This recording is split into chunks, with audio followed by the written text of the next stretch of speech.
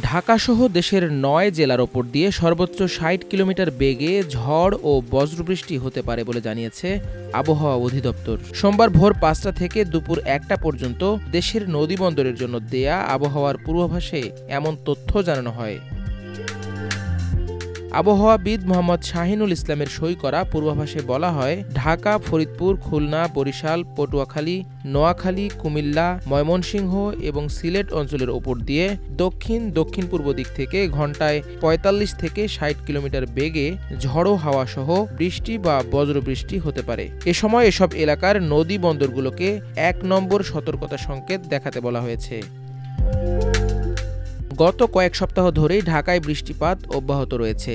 আজও সকাল থেকেই বৃষ্টি হচ্ছে।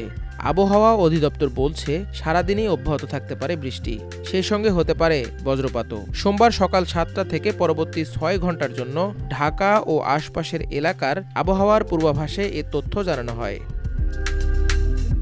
পূর্বাভাসে বলা হয়েছে, আকাশ মেঘলা থেকে মেঘাচ্ছন্ন হতে পারে। এছাড়া দক্ষিণ বা দক্ষিণ পূর্ব দিক থেকে ঘন্টায় ১০ থেকে ১৫ কিলোমিটার বেগে বাতাস বয়ে যেতে পারে।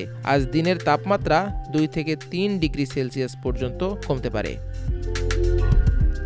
সারা দেশের জন্য দেয়া ১২০ ঘন্টার পূর্বাভাসে বলা হয়েছে, আজ রংপুর, রাজশাহী, ঢাকা, ময়মনসিংহ ও সিলেট বিভাগের অধিকাংশ জায়গায় এবং খুলনা, বরিশাল ও চট্টগ্রাম বিভাগের অনেক জায়গায় অস্থায়ীভাবে দমকা হাওয়া সহ হালকা থেকে মাঝারি ধরনের বৃষ্টি বা বজ্রবৃষ্টি হতে পারে। সেই সঙ্গে রংপুর, রাজশাহী, ময়মনসিংহ ও সিলেট বিভাগের কোথাও কোথাও মাঝারি ধরনের ভারী থেকে অতি ভারী বর্ষণ হতে পারে। সারা দেশে দিনের তাপমাত্রা সামান্য কমতে পারে এবং রাতের তাপমাত্রা প্রায় অপরিবর্তিত থাকতে পারে।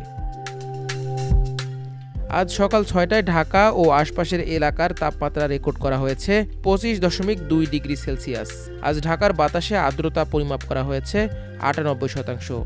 গতকাল রোববার ঢাকা ও পার্শ্ববর্তী এলাকায় সর্বোচ্চ তাপমাত্রা রেকর্ড করা হয় ৩৩.৩ ডিগ্রি সেলসিয়াস। আজকের সর্বনিম্ন তাপমাত্রা রেকর্ড করা হয়েছে ২৫ ডিগ্রি সেলসিয়াস। গতকাল ঢাকা ও পার্শ্ববর্তী এলাকায় বৃষ্টিপাত রেকর্ড করা হয়েছে ৬২ মিলিমিটার। মাল্টিমিডিয়া ডেস্ক, আমার দেশ।